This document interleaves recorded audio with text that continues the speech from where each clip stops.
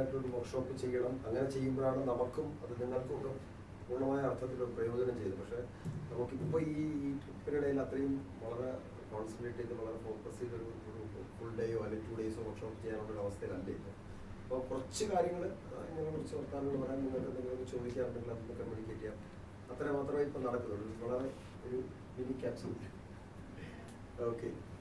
അപ്പോൾ ശർമ്മ പറഞ്ഞുകൊണ്ടിരുന്ന കാര്യം എന്ന് വെച്ചാൽ കമ്മ്യൂണിക്കേഷൻ എന്ന് പറയുന്നത് അല്ലേ, അത് പ്രത്യേകിച്ച് നമ്മൾ മീഡിയ സ്റ്റുഡൻസിനെ സംബന്ധിച്ച് വളരെ ഇമ്പോർട്ടൻ്റ് ആയിട്ടുള്ളൊരു കാര്യമാണ് കമ്മ്യൂണിക്കേഷൻ. അപ്പോൾ അതിലേക്ക് കടക്കുന്നതിന് മുമ്പ് ഞാനൊരു കാര്യം കൂടെ പറഞ്ഞിട്ടുണ്ട്. നമ്മൾ ഈ മൊത്തം ലോകത്തിലെ എല്ലാ ചരിത്രവും നമ്മൾ പരിശോധിച്ചു കഴിഞ്ഞാൽ ഒരാളും ഒരു സുപ്രഭാതത്തിൽ വലിയ ഒരു നിലയിൽ ബിസിനസ്സുകാരനായാലും രാഷ്ട്രീയക്കാരനായാലും സ്പോർട്സ് ആയാലും കലാകാരന്മാരായാലും ഒരു ദിവസം രാവിലെ ഉറക്കം എഴുന്നേറ്റ് മമ്മൂട്ടിയാകാം അല്ലെങ്കിൽ വൈക്കം മുഹമ്മദ് ബഷീറാകാം എന്ന് വിചാരിച്ച് ഉണർന്ന് എണീറ്റ് വന്നവരല്ല. അവരതിലേക്ക് എത്തിപ്പെടാൻ വേണ്ടി എത്രയോ കാലങ്ങളായിട്ടുള്ള പലതരത്തിലുള്ള മാനസികവും ശാരീരികവുമായിട്ടുള്ള തയ്യാറെടുപ്പുകൾ, അന്വേഷണങ്ങൾ, പഠനം, പ്രവർത്തനം ഒക്കെ ചെയ്തുകൊണ്ടിരിക്കുന്നത്. അത് അവർ മാത്രമല്ല, അത് അവർ ആ നിലയിൽ എത്തിയിട്ട് പോലും. യേശുദാസിന് ഇപ്പോൾ എത്ര വയസ്സായി?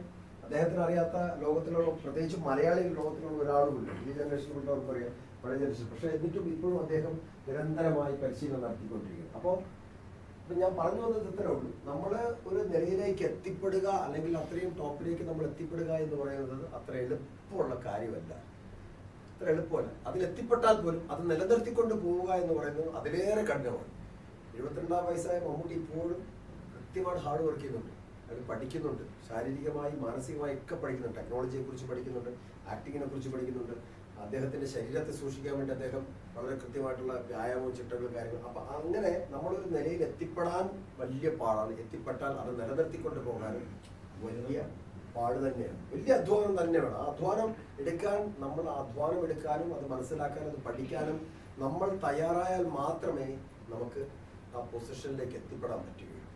അപ്പൊ അതില് പ്രധാനപ്പെട്ട ഒരു കാര്യം, വളരെ ഇമ്പോർട്ടൻ്റ് ആയിട്ടുള്ള ഒരു കാര്യം എന്ന് വെച്ചാൽ നമ്മൾ എങ്ങനെയാണ് നമ്മുടെ മേഖലയിലേക്ക് എത്തിപ്പെടുന്നത്. ഇപ്പം പല ആളുകളും, ഒരുപാട് കുട്ടികൾക്ക് ക്ലാസ് എടുക്കുമ്പോൾ പലയിടത്തൊക്കെ പറയുന്നത് അച്ഛൻ്റെ അമ്മയുടെ നിർബന്ധം കൊണ്ട് ചിലപ്പോൾ നമ്മൾ LLBക്ക് പഠിക്കാം, അല്ലെങ്കിൽ പിന്നെ അപ്പുറത്തെ വീട്ടിലെ ചേട്ടൻ നന്നായിട്ട് സിനിമയിൽ സീരിയലൊക്കെ അഭിനയിക്കുന്നുണ്ട്, ഞാനും അതേപോലെ അഭിനയിക്കാൻ ഇറങ്ങാം, അല്ലെങ്കിൽ ഞാനും അതേപോലെ പാട്ട് പാടാം എന്ന് പറഞ്ഞ് പാട്ട് പഠിക്കാൻ പോകുന്നവരുണ്ട്, അല്ലെങ്കിൽ വേറെ എന്തെങ്കിലും നൃത്തം പഠിക്കാൻ പോകുന്നവരുണ്ട്.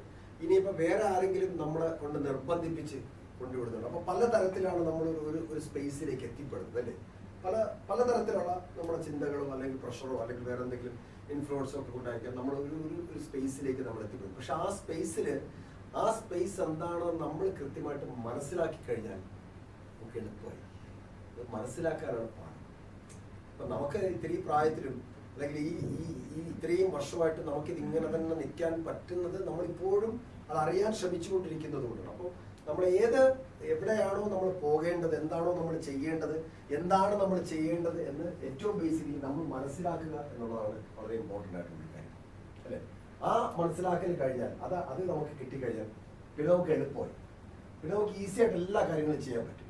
അപ്പൊ അത് എപ്പോഴാണ് നമുക്കത് തിരിച്ചറിയാൻ പറ്റുന്നത്, എപ്പോഴാണ് നമുക്കതൊരു ബോധം ഉണ്ടാകും, ഇതാണ് എൻ്റെ മേഖല, അല്ലെങ്കിൽ ഇതാണ് ഞാൻ ചെയ്യേണ്ടത്, ഇതാണ് എൻ്റെ പണി എന്ന്. ചിലപ്പോൾ ഒരു 15 വർഷം നമ്മൾ പണിയെടുത്താലായിരിക്കും നമുക്കതിനകത്ത് ഏതെങ്കിലും തരത്തിൽ നമുക്ക് റീച്ച് ആവാൻ പറ്റുന്നത്, അല്ലെങ്കിൽ ഏതെങ്കിലും തരത്തിൽ നമുക്ക് നമ്മളെ മനസ്സിലാക്കാൻ പോലും പറ്റും. അതെപ്പോൾ കിട്ടും നമുക്ക് പറയാൻ പറ്റും. ചിലപ്പോൾ ചിലർക്ക് ഒരാഴ്ച കൊണ്ട് പണിയെടുത്തു കഴിഞ്ഞാൽ അത് ഓരോരുത്തരുടെ മാനസികവും ശാരീരികവുമായിട്ടുള്ള അറിവിൻ്റെയും അന്വേഷണത്തിൻ്റെയും പഠനത്തിൻ്റെയൊക്കെ ആശ്രയിച്ചായിരിക്കും ഇരിക്കുന്നത്. അപ്പൊ അങ്ങനെ ഒരു കാര്യം നമ്മൾ മനസ്സിലാക്കുക എന്നുള്ളതാണ് ഏറ്റവും ഇമ്പോർട്ടൻ്റ്. അപ്പൊ ഞാൻ ഇദ്ദേഹവുമായിട്ട് ഒരു നാടകം ചെയ്യുകയാണെങ്കിൽ, അല്ലെങ്കിൽ ഇദ്ദേഹമായിട്ട് ഒരു ബിസിനസ് ചെയ്യുകയാണെങ്കിൽ, അല്ലെങ്കിൽ ഇദ്ദേഹമായിട്ട് വേറൊരു ട്രാവൽ പോവുകയാണെങ്കിൽ ഇദ്ദേഹം ആരാണ് എന്താണെന്ന് ഞാൻ കൃത്യമായിട്ട് അറിഞ്ഞിരിക്കും. ഇദ്ദേഹത്തിൻ്റെ സ്വഭാവം അറിയണം, അദ്ദേഹത്തിൻ്റെ മറ്റു നല്ലതും ചീത്തയൊക്കെ ഞാൻ അറിയണം. ഇദ്ദേഹത്തെ ഞാൻ ഞാൻ മനസ്സിലാക്കണം, അദ്ദേഹത്തെ കേൾക്കണം, ഇദ്ദേഹം എന്താണെന്ന് കാണണം അല്ലേ.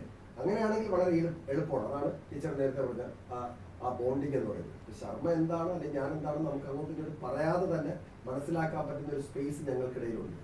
അതുകൊണ്ടാണ് നമുക്ക് വളരെ കൃത്യമായിട്ട് ആ പ്ലേയിൽ എന്തും ചെയ്യാൻ പറ്റുന്നത്. ചിലപ്പോൾ വളരെ അൺഎക്സ്പെക്റ്റഡ് ആയിട്ട് ഞാൻ ഈ ഡയലോഗ് പ്രതീക്ഷിച്ച് അടുത്ത മൂവ്മെന്റ് പ്രതീക്ഷിച്ച് അങ്ങോട്ടേക്കും അതൊന്നും ആയിരിക്കില്ല പറയുന്നത്.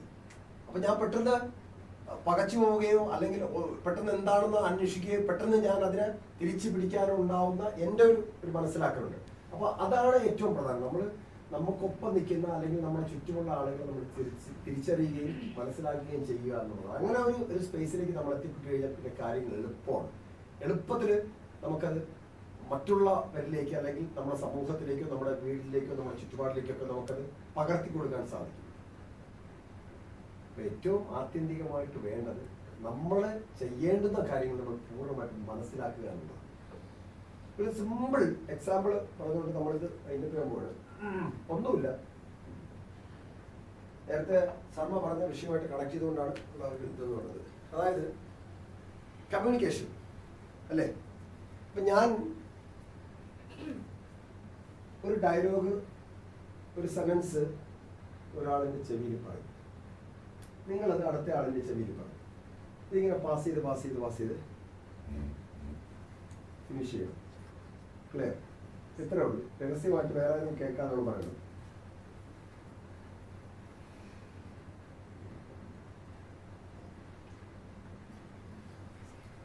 മനസ്സിലായോ?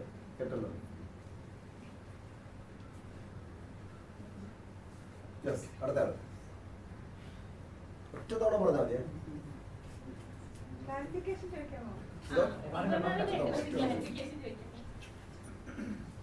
ഇവിടെ നിന്നല്ലേ തുടങ്ങി.